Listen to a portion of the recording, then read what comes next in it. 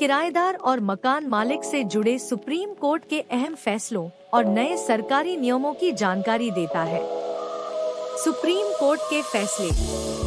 Supreme court ने फैसला दिया है कि किराया न दे पाना अपराध नहीं है, यानी सिर्फ किराया न चुकाने पर किराएदार के खिलाफ आईपीसी के तहत कोई केस नहीं चलाया जा सकता। किराएदार के खिलाफ एफआईआर दर्ज नहीं की जा सकती। यह फैसला नीतू सिंह बनाम उत्तर प्रदेश राज्य मामले में जस्टिस संजीव खन्ना व बेला एम त्रिवेदी की बेंच ने सुनाया। मकान मालिक के लिए सिविल समाधान। अगर किराएदार महीनों तक किराया नहीं देता तो मकान मालिक सिर्फ कानूनी और सिविल तरीका अपना सकते हैं।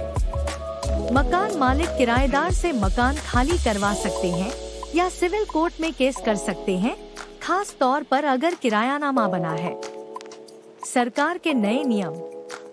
उत्तर प्रदेश सरकार ने अनिवार्य किया है कि अब बिना किरायानामा एग्रीमेंट के किराएदार नहीं रख सकते। किरायानामा न होने पर विवाद की स्थिति में गलती सीधे मकान मालिक की मानी जाएगी। केंद्र सरकार भी किराएदार मकान मालिक विवादों के निपटारे के लिए नए कानून व फास्ट ट्रैक कोर्ट का प्रावधान तैयार कर रही है।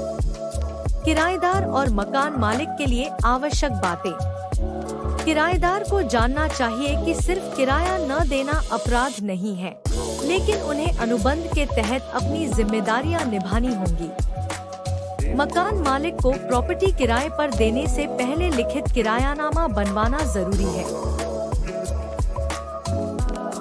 सुप्रीम कोर्ट ने नीतू सिंह बनाम उत्तर प्रदेश राज्य मामले में जो फैसला दिया, उसका मुख्य अंश हिंदी में निम्नानुसार है। सर्वोच्च न्यायालय ने कहा कि यदि कोई किराएदार किराया नहीं चुका पाता है तो इसे भारतीय दंड संहिता आईपीसी के तहत आपराधिक अपराध नहीं माना जा सकता। कोर्ट ने स्पष्ट किया कि किराया न चुकाने पर सिविल कार्रवाई की जा सकती है, परंतु आपराधिक प्रकरण नहीं बनता है। अदालत ने धारा 415 धोखाधड़ी और 403 संपत्ति का बेईमानी से दुरुपयोग आईपीसी के तहत दर्ज प्राथमिकी एफआईआर को रद्द कर दिया। कोर्ट ने कहा, किराया न देना सिविल मामला है, आपराधिक नहीं। अगर शिकायत में बताए गए तथ्य स्वीकार भी कर लिए जाएं, तब भी आईपीसी की उपरोक्त धाराओं के तहत अपराध सिद्ध नहीं होता। अदालत ने यह भी जोड़ा कि संपत्ति मालिक चाहे तो किराएदार से बकाया किराए के लिए सिविल तरीके से वसूली कर सकता है और कब्जा वापस ले सकता है, पर आपराधिक केस दर्ज नहीं किया जा सकता।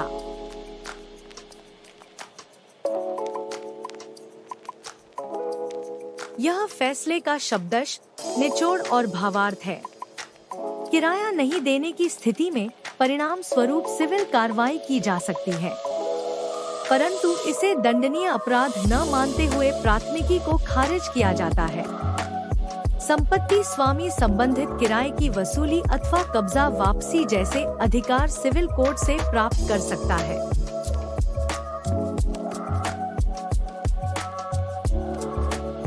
मुख्य कानूनी धाराएं। धारा 415 धोखाधड़ी। इस धारा के तहत धोखाधड़ी के अपराध की अपेक्षा होती है। कोर्ट ने पाया कि केवल किराया न देना धोखाधड़ी की श्रेणी में नहीं आता जब तक कोई बेईमानी या गलत इरादा स्पष्ट न हो।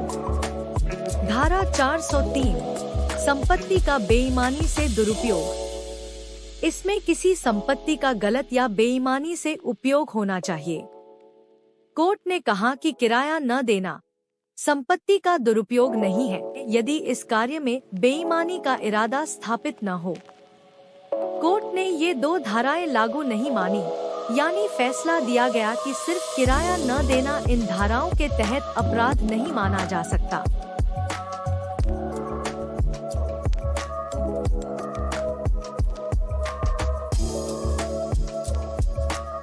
निष्कर्ष। इस प्रकार सुप्रीम कोर्ट ने प्रमुख रूप से धारा 415 और 403 के कानूनी परीक्षण को आधार बनाकर कहा कि किराया न देना आपराधिक अपराध नहीं है। यह सिविल विवाद है जिसे सिविल अदालत के माध्यम से सुलझाया जा सकता है।